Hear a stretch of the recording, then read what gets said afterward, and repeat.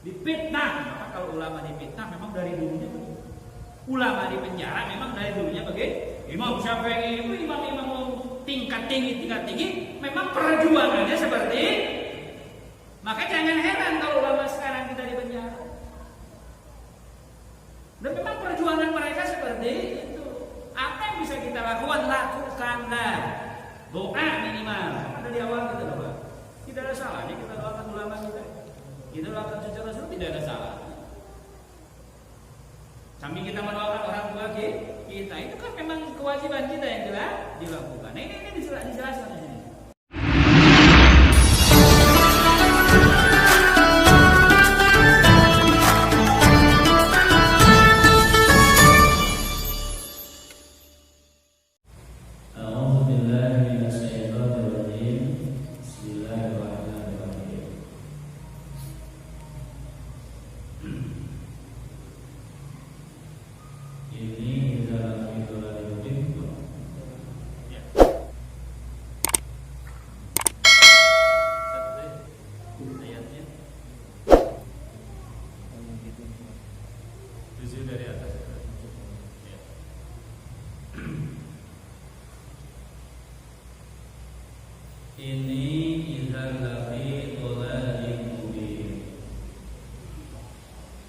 Ini adalah jawaban daripada Habib Najjar atas ancaman daripada kaum Antakya yang kecewa terhadap sikap daripada Habib Najjar. Ancaman tersebut disambut dengan jawaban yang sangat luar biasa.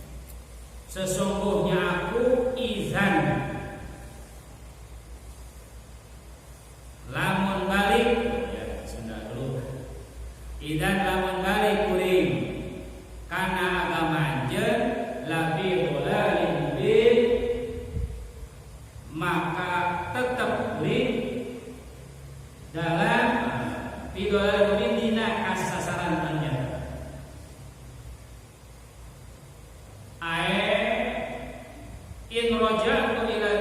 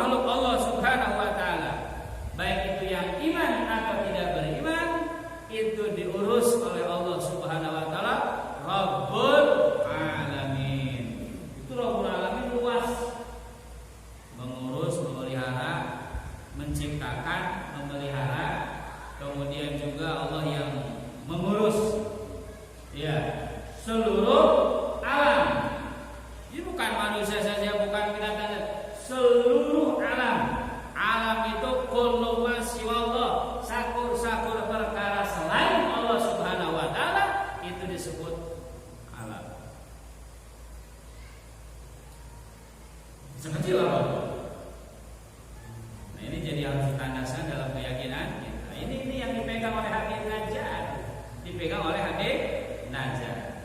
Jadi in raja'tu ila dinikum, kalau aku kembali kepada agama kalian ba'dal islami, setelah Islam. Islam itu kan pasrah. Betul ya? Pasrah. Artinya Islam itu Pak, pasrah terhadap Allah Subhanahu wa taala. Bahkan kita itu menyerah hanya kepada Allah, bukan kepada selain Allah. Ini jadi pegangan bagi kita, catatan bagi kita bahwasanya kita itu berserah diri kepada Allah, menimbulkan sikap hanya pasrah itu kepada Allah, bukan kepada nasib. Kamu di PHK, ya saya pasrah, salah. Sekarang kan mesti begitu ya. Ya kan? Barusan saja sore ngobrol dengan jamaah saya. Dia bilang, saya masih punya anak Pak, yang kecil. Lama kan sudah kerja, mau di PHK. Di PHK-nya belum sudah sedih ya. Pensiunnya belum sudah pusing. Ada yang begitu? Minggu yang lalu juga Sabtu kalau ngobrol. Pak sudah pensiun sudah Pak. Tapi saya masih kerja sana sini loh. Kok udah pensiun masih kerja? Saya masih punya anak Pak, masih kecil Pak saya. Saya kira nggak punya anak lagi Pak. Emang yang ngatur kita. Ya udah pensiun punya anak. Tapi Bapak tetap semangat, tetap semangat. Jadi pasrah itu bukan kepada keadaan, tapi pasrah kepada Allah Subhanahu wa taala. Punten yang sakit belum sembuh-sembuh, pasrah kepada Allah, bukan kepada sakit. Tapi bukan begini juga. Oh saya pasrah kepada Allah, nggak usah berobat. Salah. Tetap ikhtiar. Mau ikhtiar doa, mau ikhtiar berobat dan lain sebagainya, asal tidak menyalahi hukum syara, maka itu dilakukan. Jadi jangan salah Pak, orang nggak berobat bukan berarti nggak ikhtiar.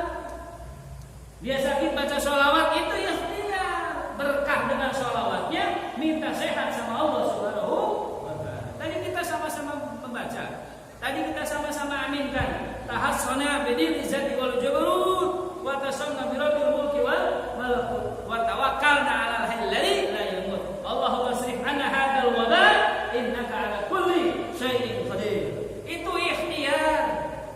Itu yang pertama dilakukan sebelum masker. Itu yang dilakukan sebelum jaga jarak. Itu yang dilakukan sebelum apa sebelum itu? Oh cuci tangan.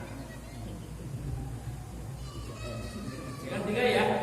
Tapi sebelum itu Pak, itu prokes kita pakai. Saya bawa tuh. Saya pakai itu, kita pakai. Tapi yang pertama kita pakai adalah tadi minta sama Allah Subhanahu wa taala, baru kita ikhtiar. Itu pasrah sama Allah. Iya. Syariat dijalankan, usaha dijalankan. Langsung setelah itu kan baca sholawat, Allahumma sholli ala sayyidina Muhammad, tibbil qulubi wa dawaiha wa qadil abdani wa shifaiha wa nuril absari wa diyaiha wa wa bidaiha. Riwayat yang begitu. Wa ala sholli. Itu kan yang dibaca, itu ikhtiar, itu doa minta sama Allah melalui sholawat. Jadi jangan dikira orang yang nggak berobat. Kemudian juga ada dengan amal soleh. Dawawu maradakum bis-shadaqah.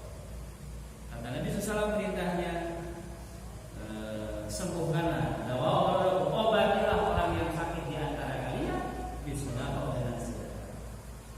Maka mau tanya Pak, di sini. Ini kalau orang syukuran itu sebelum sembuh atau sesudah sembuh? Ini mananya? Boleh kau nanya? Siapa? Ya kan? Sudah sembuh, ikrar, alhamdulillah saya diberi sembuh. Kemudian saya ngadain syukuran, biasanya ngasih makanan atau semacamnya. Itu bagus. Ada nggak lagi sakit syukuran dulu? Nah,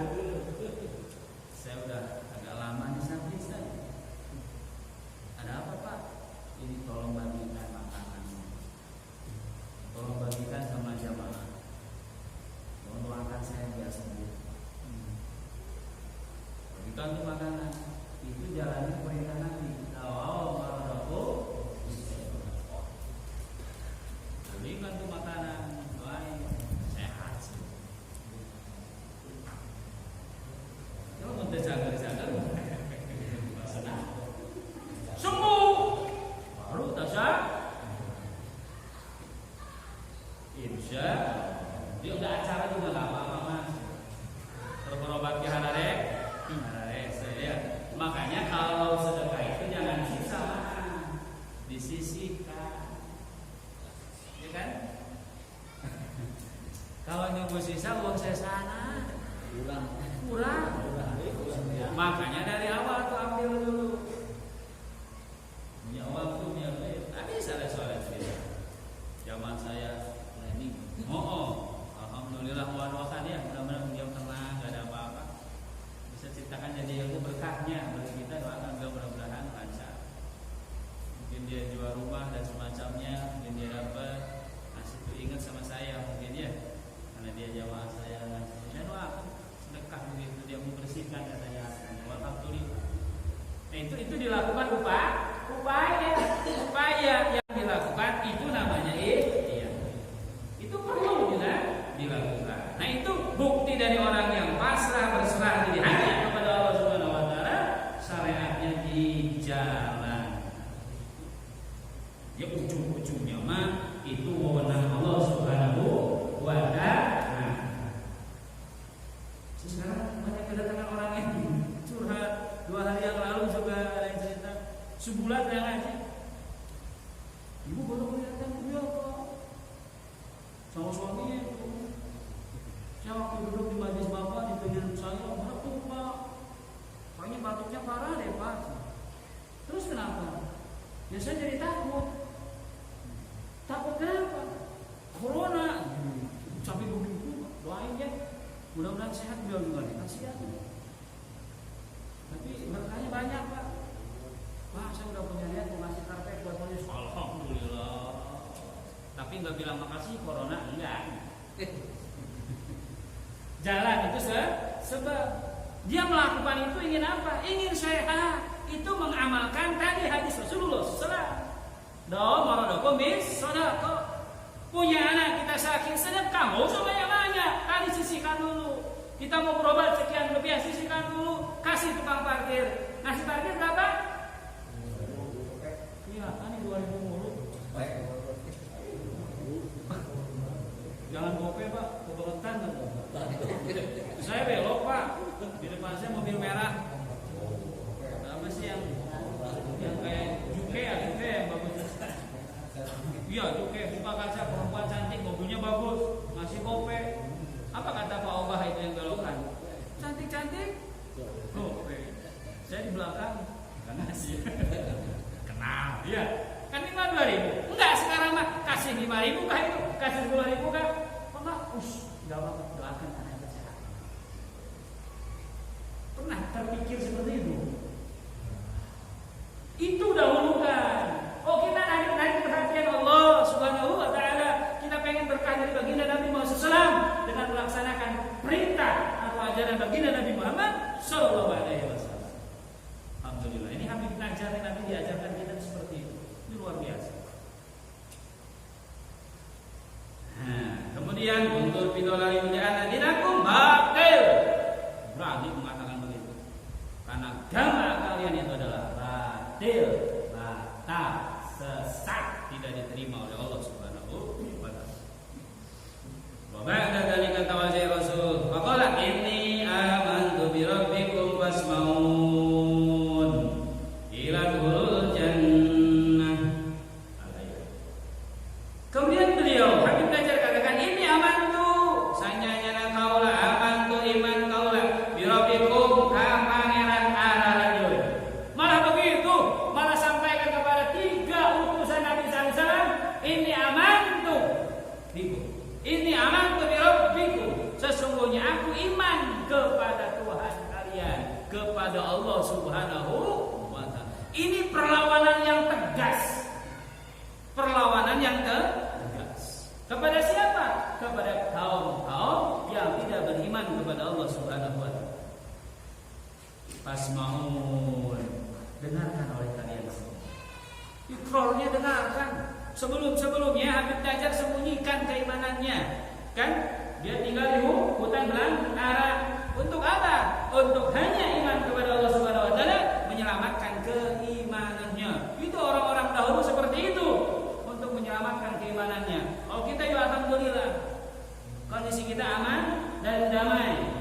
Alhamdulillah. Kalau dulu perjuangannya seperti itu.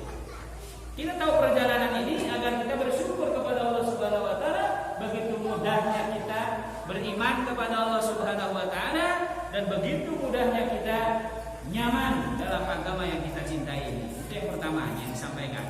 Kemudian qila dukhulul jannata, maka dibahasakan udkhulu masuk anjeun al jannata kana surga. Malam qala tatkala nyarios sahabi Habib ini amantu bi rabbikum. Apa yang terjadi hadirin? Ini amantu bi rabbikum fasmauni akhduhu wasabu. Akhduhu maka nyokot ieu kaum ka Habib. Wasabu jeung ngalian ieu kaum ka Habib. Kalau kana pundukna. Silakan kana rantai. Jadi gini mungkin ya. Begitu mungkin. Kemudian wasalamu tuluy nyalip ieu kaum ka Habib. Ala babil Madinah di depan kota. Jadi tempat yang bahasa sekarang kerumunan. Jadi di tempat yang banyak orang. Ya kan kerumunan banyak.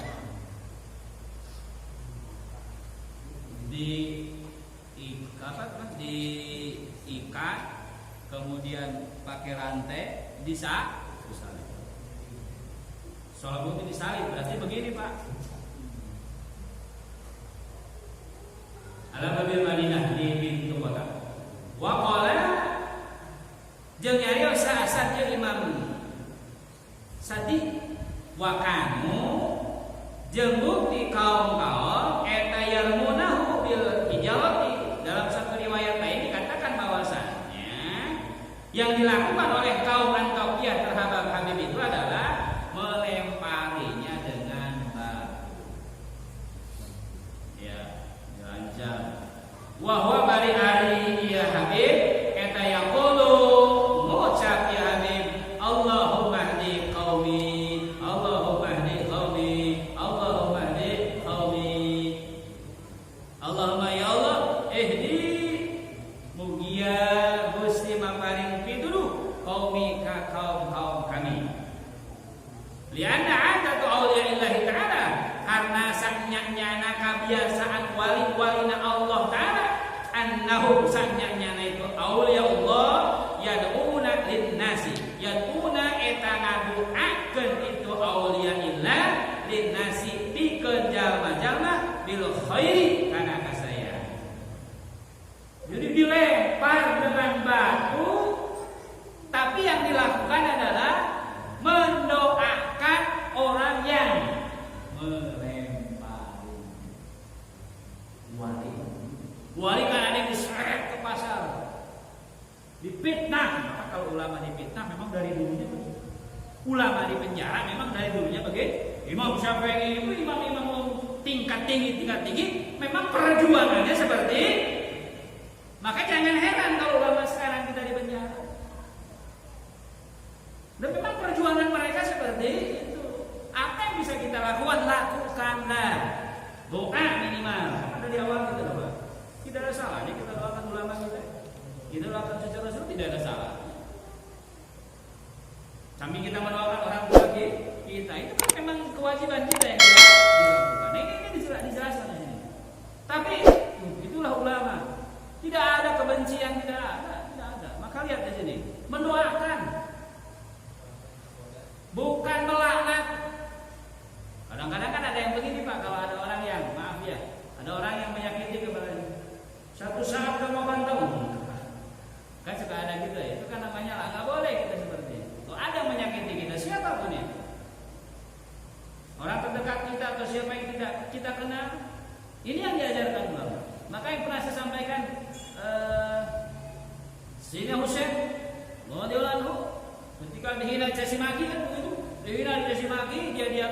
semua Rasul marah. Kenapa engkau enggak balas caciannya? Oh, kakek kami enggak mengajarkan bagaimana cara membalas cacian. Itu sampai sebegitunya. Yang dicaci, yang dihinanya pribadinya, bukan agama. Ya kalau agama udah lain jadi berarti menghina Allah dan Rasulnya, maka akan menunjukkan sikap. Kalau yang dihina pribadinya, oh ini wali seperti ini. Maka doanya Allah mahdi qaumi, kasih petunjuk. Artinya mereka tidak tahu apa yang mereka lakukan ternyata salah.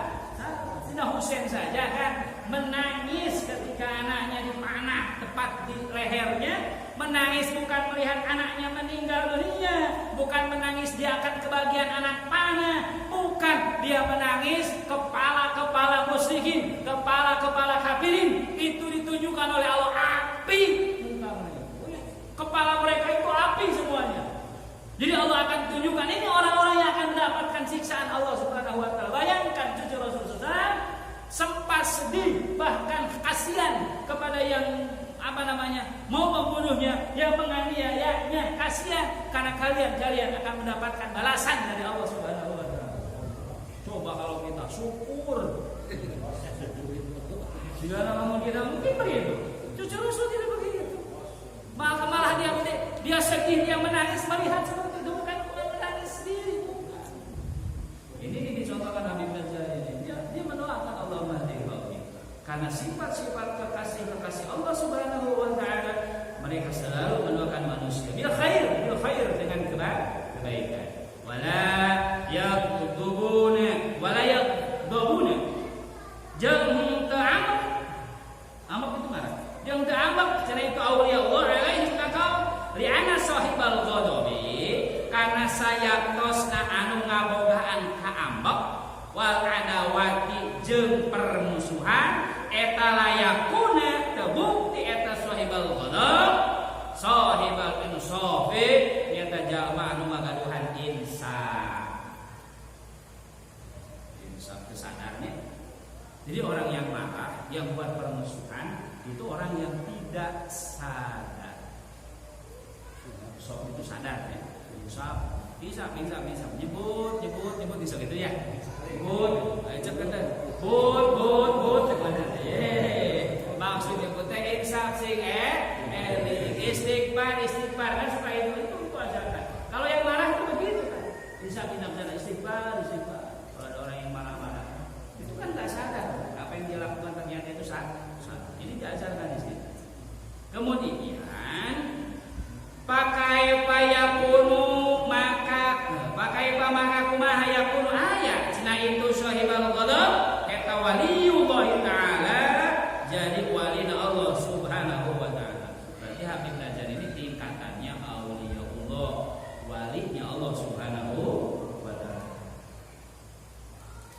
Ama samitu nah temu ping anjeun anak Quraisyan sanyanya kafir Quraisy eta kasaru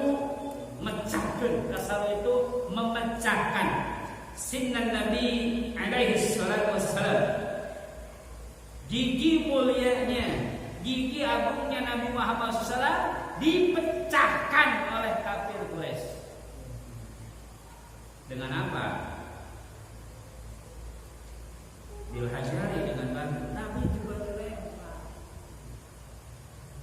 Nabi juga dilempar. Maka kenapa dulu Nabi Ibrahim alaihissalam itu cobaannya itu gak ada yang enak. Itu sangat kurang berat. Cobaannya berat. Nabi Ibrahim itu kan dibakar. Itu dibakar itu Pak. Satu riwayat mengatakan itu dikeruk kan. Tanah dikeruk. Namrud ya. Dikeruk, kayu bakar dimasukkan. Dikeruk Pak, dimasukkan kayu bakar. Ada yang menyebutkan berapa kilo itu? 4 kilo atau berapa ya? 1 kilo kiri kanan belakang jadi 4 kilo. Itu dimasukkan kayu bakar, kemudian dinyalakan api, apinya membesar. Itu 1 kilo 1 mil setengah, 1,5 kilo meter. Itu 1,5 kilometer. Itu burung yang di atas itu matang. Berarti saking apanya? Saking panasnya.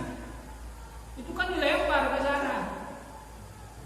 Nah, malaikat Jibril sama makhluk Allah yang seperti burung itu minta bantuan, menawarkan bantuan. Tapi beliau, ini jangan dicontoh ini. Ini jangan ditiru, beda makomnya. Bahaya. Mau ditolong nggak? Jangan, itu gaya. Jangan. Kita mah tetap. Kata mah kan banyak keluh ya, harus ada actionnya, harus ada ikhtiarnya. Kata Nabi Ibrahim nggak usah. Allah tahu kok. Nah, doa minta sama Allah. Enggak, saya nggak usah minta, kata Nabi Ibrahim. Kan Allah tahu, nggak usah minta. Awas kita gitu lagi. Ustaz, kenapa nggak suka doa? Udah mau, Allah tahu. Sekarang udah sholat nggak usah doa. Ngawur. Awas, ngawur udah ngaji. Tapi subuh nggak ada doa. Ngaji sama Pak Asep, ngawur suami saya. Kita tetap doa, harus kuat soalnya. Jadi kalau boleh saya kasih tahu, ada ulama yang mengharamkan doa. Ya ini, Allah tahu minta, songong kan gitu ya. Orang nggak nyaho sih, kan gitu ya. Makom, saudaraku, makom ini beda. Kata Nabi Ibrahim nggak usah minta. Pikiran malaikat Jibril mungkin ya, pikiran makhluk-makhluk yang ada di sekitar situ. Ini angin bisa memadamkan api, kemudian air bisa memadamkan api. Tapi ternyata inilah luar biasanya Allah. Allah itu suka menarik. Yang nolong bukan angin, yang nolong bukan air. Siapa yang nolong? Apinya. Ya kuni bardan wassalaman ala Ibrahim. Allah perintahkan, wahai api dinginlah. Dingin itu bukan dingin yang menyakitkan. Karena ada dingin yang menyakitkan. Orang Indonesia kalau masuk Jepang itu minimal darah keluar dari itu. Saking apanya? Dingin katanya. Bapak pernah ke Jepang? Oh sama. Tapi wassalaman, dingin yang menyelamatkan. Ini semua nggak mengira. Itu mengira orang Nabi Ibrahim habis hancur, hangus. Itu kan ujian yang luar biasa. Banyak ujian Nabi Ibrahim dijauhkan daripada anaknya, padahal anak itu nanti Nabi Ismail alaihi salam. Istrinya ditinggalkan, Sayyidatina Hajar ditinggalkan di padang di lembah yang tidak ada air. Ditinggalkan. Ujian. Ditanya 3 kali Nabi Ibrahim tidak jawab, hanya manggut-manggut saja. Oh berarti ini kata Sayyidatina Hajar, oh ini perintah Allah. Silakan terus baca. Itu ditinggalkan untuk kepada istri yang muda ya. Istri tua ditinggalkan di tempat yang seperti itu menuju istri pelan-pelan dong Pak. Itu karena perintah Allah. Nah ini saya mencintai pasrah Pak. Ini pasrahnya hanya kepada Allah Subhanahu Wa Taala. Burung saja nggak datang ke sana. Burung nggak ada yang datang ke sana, berarti nggak ada kehidupan, nggak ada air. Ya Allah. Tapi pasrah kepada Allah Subhanahu Wa Taala. Lari sofa marwah karena udah nangis man, sofa marwah lari nyari ke sofa yang nggak ada. Kali aja ada kabilah yang lewat, nggak ada yang lewat. Orang nggak ada kehidupan kan di sana. Di sini lagi uniknya Allah Subhanahu Wa Taala, nyari ke sofa, nyari ke marwah, air datang dari mana? Kaki mulia siapa? Nabi Ismail alaihissalam. Jam itu nggak mulia, jam mulia, jadi menjam. Tapi ketika meninggalkan anak dan istrinya, orang enak doa Nabi Ibrahim, ya Allah jadikan saya punya keturunan yang soleh, ya Allah jadikan buah datang ke sana, pokoknya subur tanah. Pakai akal, makanya kalau doa itu pakai iman, jangan pakai akal. Cek akal Nabi Ibrahim, doa Nabi Ibrahim kan begitu, minta biar nanti subur, nanti dia punya rumah dan semacamnya lah, yang tidak mungkin menurut akal. Cai wae daya. Sebab air keluar, kemudian burung datang. Burung kelihatan, kabilah tahu kalau ada burung di sana ada kehidupan. Dia datang ternyata di sana ada air. Oh, perempuan yang nunggunya. Apa katanya? Saya perlu air, tukar sama kambing. Saya perlu air, tukar sama buah. Ada yang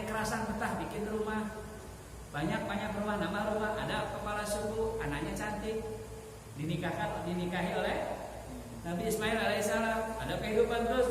Ternyata Allah Subhanahu wa taala sudah mempersiapkan nabi terakhir daripada Nabi Ismail alaihissalam. Jadi turunan dari sana. Maka Nabi Muhammad sabarnya luar biasa.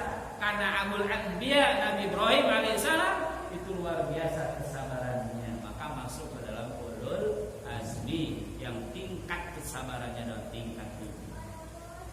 Nah itu makanya Nabi Muhammad SAW itu di sini dikatakan Nabi Muhammad itu dilempar oleh batu sehingga gigi beliau itu pecah. Kemudian dikatakan di sini wa huwa balik kanjeng Nabi eta yaqulahum. Yaku eta ngaduakeun kanjeng Nabi lahum kaitu kaum Quraisy teh wa yaqulu jeung nyareos kanjeng Nabi ngadawuh kanjeng Nabi Muhammad sallallahu Allahumma hdi qaumi fa innahum la ya'lamun. Nabi pun ditawari oleh malaikat Jibril. Kalau engkau mengizinkan wahai Muhammad, saya akan mencukuraman gunung yang dibalikeun ka kaum Taifnya, Taif. Tapi ini jawaban Nabi Muhammad. Gak usah Allah mahdi qaumi fa innahum la ya'lamun. Coba kalau Kang Solihin. Cek malaikat Jibril, "Ma ya Solihin?" Habiskan ke akar-akarnya begitu. Kagoknya. Makanya kita nggak dikasih kehebatan begitu. Ya. Kita bukan nggak boleh hebat. Kalau kita dikasih hebat, takut begitu Pak. Iya. Makanya kenapa kita nggak hebat-hebat? Jangan kira orang hebat itu mudah, berat Pak. Godaannya berat.